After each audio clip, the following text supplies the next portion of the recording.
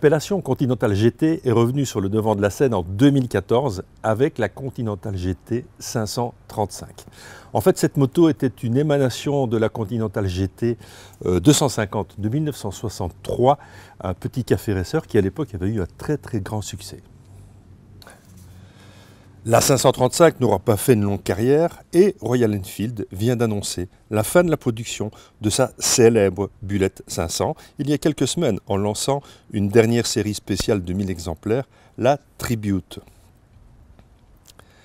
Les patrons de Royal Enfield ont préparé leur coup en lançant fin 2018 une gamme de 650 cm3, l'Interceptor et cette très belle Continental GT. Alors cette Continental GT, elle est bien née. Un cadre réalisé en association avec le fabricant anglais Harris Performance, dans lequel vient prendre place un tout nouveau 650 cm3 à injection, bien sûr. Le style ne laisse aucun doute sur le côté vintage que la marque veut entretenir. La finition est en net progrès et se situe dans la moyenne de la production actuelle.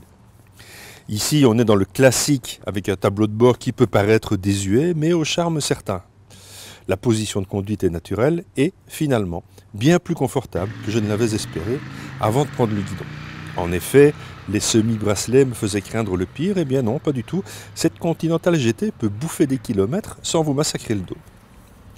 Posé sur ses suspensions suffisantes, avec un seul disque à l'avant mais qui fait parfaitement le job, on se retrouve sur une machine volontaire avec un moteur qui a du caractère et qui vous permettra de faire aussi bien de la ville que de belles escapades sur les routes secondaires qui sont en fait son terrain de jeu idéal.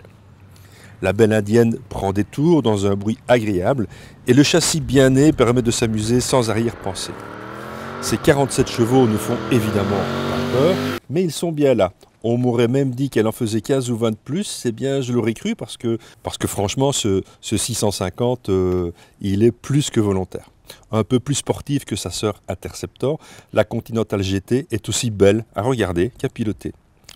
Voilà donc une belle alternative aux machines japonaises ou européennes avec une finition en net progrès et un comportement sans reproche. Même si on aurait souhaité des amortisseurs de meilleure facture, mais en parlant de facture, à 6 899 €, on en a pour son argent et largement.